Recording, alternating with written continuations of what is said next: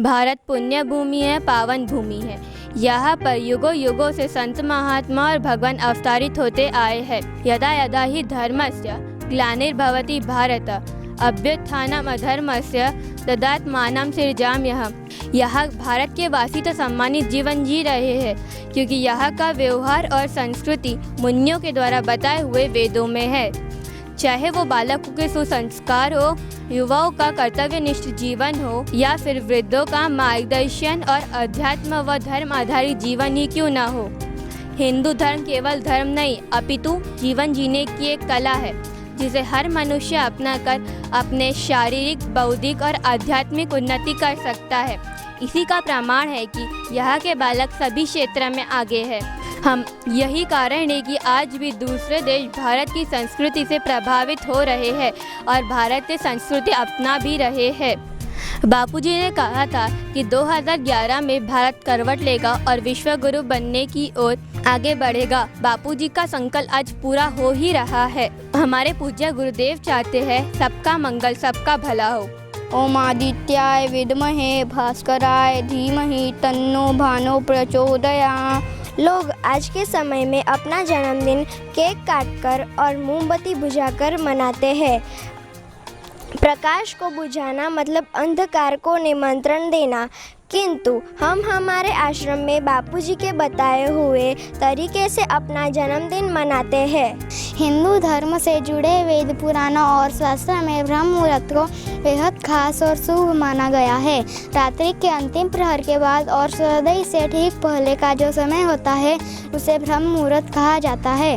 ब्रह्म मुहूर्त में उठने से सौंदर्य, बल, बुद्धि, विद्या और स्वास्थ्य की प्राप्ति होती है। ब्रह्म मुहूर्त में रोजाना उठने वाले लोगों की सफलता प्राप्त करने की संभावना अधिक रहती है। वास्तु के अनुसार इस वक्त पूरे वातावरण में सकारात्मक ऊर्जा भरी रहती है। वास्तु के अनुसार और सुबह उठने पर जब यह ऊर्जा हमारे अंदर की ऊर्जा से मिलती है तो हमारे मन में अच्छे विचार आते हैं। હું આજે તમને મંત્ર દીક્ષાથી દિવ્ય લાભ બતાવીશ। પહેલું, ગુરુ મંત્રના જપથી દોષો ઓછા થવા લાગે છે, પાપ નાશ અને પુણ્ય સંચય થવા લાગે છે। બીજું, મન પર સુખ દુઃખનો પ્રભાવ પહેલાં જેવો નથી પડતો। ત્રીજું, સાંસારિક વાસનાઓ ઓછી થવા લાગે છે। ચોથું, મનની ચંચળતા અને વાસના છીછણાપણું મટવા લાગે છે। પાંચમું, અંતઃકરણમાં અંતર્યામી પરમાત્માની પ્રેરણા પ્રગટ થવા લાગે છે। છઠ્ઠું, અભિમાન ઓગળવા લાગે છે। સાતમું, અવિવેક નષ્ટ થઈને વિવેક જાગૃત થાય છે। આઠમું, ભગવાન નામ અને સત્સંગમાં प्रीति વધવા લાગે છે। નવમું, मनोरथ पूर्ण થવા લાગે છે। माता पिता के बिना कोई भी सुख शांति से नहीं रह सकता क्योंकि वे हमारे स्वरंशक स्वर्गदूत है जो हमें खुश रखने के लिए, प्रसन्न रखने के लिए कड़ी से कड़ी मेहनत करते हैं। माता पिता का हमें सम्मान करना चाहिए क्योंकि उन्होंने हमें इस दुनिया में अवतार दिया है। माता पिता का हमें सम्मान करना चाहिए क्योंकि वे एकमात्र ऐसे व्यक्ति है जो हमें अपने दिल और आत्मा से प्रेम करते हैं। तो हम इस तरह से हमने ये जाना कि माता पिता का महत्व इस दुनिया में ये है कि वे हमें इस दुनिया में जन्म दे।